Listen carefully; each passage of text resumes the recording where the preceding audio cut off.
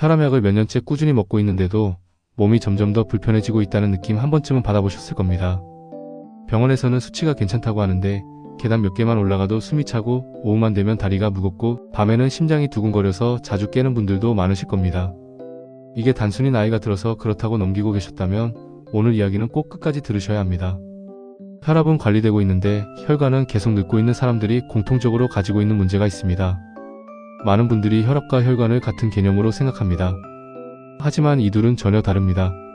혈압은 피가 혈관 벽을 미는 압력의 숫자일 뿐이고 혈관 건강은 그 혈관 자체가 얼마나 탄력 있고 깨끗한 상태인지에 대한 문제입니다.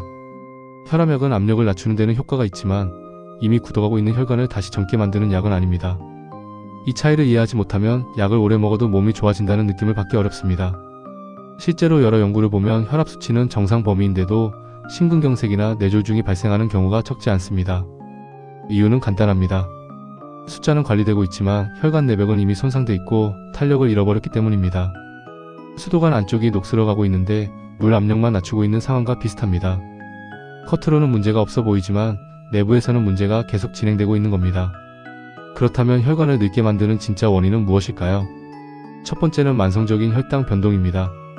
당뇨 진단을 받지 않았더라도 식사 후 혈당이 급격히 올라갔다 내려가는 생활을 반복하면 혈관 내벽은 지속적으로 손상을 받습니다. 이 과정에서 염증 반응이 생기고 혈관은 점점 딱딱해집니다. 문제는 이 변화가 통증 없이 조용히 진행된다는 점입니다. 그래서 대부분의 사람들은 이미 상당히 진행된 뒤에야 문제를 느끼게 됩니다. 두 번째는 근육 감소입니다. 나이가 들수록 근육이 줄어드는 건 자연스러운 현상이라고들 말합니다. 하지만 근육 감소는 단순히 힘이 약해지는 문제가 아닙니다. 근육은 혈당을 처리하고 혈액순환을 돕는 중요한 역할을 합니다. 근육이 줄어들면 혈당 조절 능력이 떨어지고 혈액이 말초까지 원활하게 흐르지 못합니다. 그 결과 혈관은 더 큰 부담을 받게 됩니다. 혈압약으로 숫자는 낮췄지만 혈관이 일해야 하는 환경 자체는 더 나빠지는 겁니다. 세 번째는 밤에 회복이 이루어지지 않는 수면 패턴입니다. 혈관은 낮 동안 계속 스트레스를 받습니다. 수축하고 확장하고 혈류 변화에 대응하면서 미세한 손상이 반복됩니다. 이 손상을 회복시키는 시간이 바로 밤입니다. 그런데 밤에 자주 깨거나 깊은 잠에 거의 들어가지 못하는 상태가 반복되면 혈관은 회복할 시간을 잃게 됩니다. 결국 매일 조금씩 늙어가는 구조가 만들어집니다. 여기서 중요한 사실 하나를 분명히 짚고 가야 합니다. 혈압약을 먹고 있다는 이유만으로 안심하는 순간 관리는 이미 절반 이상 실패한 상태입니다. 약은 보조수단이지 혈관을 젊게 만드는 해결책이 아닙니다. 오히려 약을 먹고 있으니 괜찮다고 생각하면서 생활 습관을 그대로 두는 것이 가장 위험합니다. 많은 분들이 이렇게 생각합니다.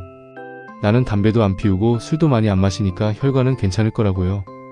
물론 흡연과 과음은 혈관에 치명적입니다. 하지만 실제로 더 많은 사람들의 혈관을 늙게 만드는 건 매일 반복되는 작은 습관들입니다. 오래 앉아있는 시간, 식사 간격이 들쭉날쭉한 패턴, 밤마다 깨지는 수면, 스트레스를 풀지 못한 채 쌓아두는 생활, 이런 것들이 겹치면 혈관은 조용히 망가집니다.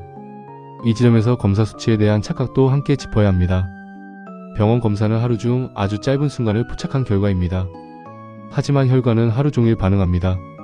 식사 직후 스트레스를 받을 때, 계단을 오를 때, 밤에 잠에서 깰 때마다 혈관은 계속 부담을 받습니다. 이 반복되는 부담은 검사표에 거의 드러나지 않습니다. 그래서 수치는 괜찮은데 몸은 점점 불편해지는 일이 생깁니다. 혈관이 늙고 있는 사람들에게는 공통적인 신호가 나타납니다. 아침보다 오후가 훨씬 힘들다는 점, 식사 후에 졸음이나 답답함이 반복된다는 점, 밤에 자고 일어나도 개운하지 않다는 점입니다. 많은 분들이 이걸 단순한 노화라고 생각하지만 사실은 혈관이 이미 한계를 넘어가고 있다는 신호일 수 있습니다. 여기서 많은 사람들이 잘못된 선택을 합니다. 피곤하니까 보조제를 늘리고 불안하니까 약을 하나 더 추가합니다. 하지만 방향은 그대로 둔 채 수단만 늘리는 겁니다. 이건 브레이크가 다른 차에 기름만 계속 넣는 것과 다르지 않습니다. 결국 문제는 해결되지 않고 시간만 흘러갑니다. 냉정하게 말씀드리겠습니다. 혈압약을 먹고 있다는 건 안전하다는 뜻이 아니라 이미 관리가 필요하다는 경고입니다. 약으로 숫자를 낮췄다면 그 다음 단계는 반드시 생활 전반을 점검하는 쪽으로 가야 합니다. 이 단계를 건너뛰면 몇 년 뒤에는 되돌리기 훨씬 어려운 상태가 됩니다.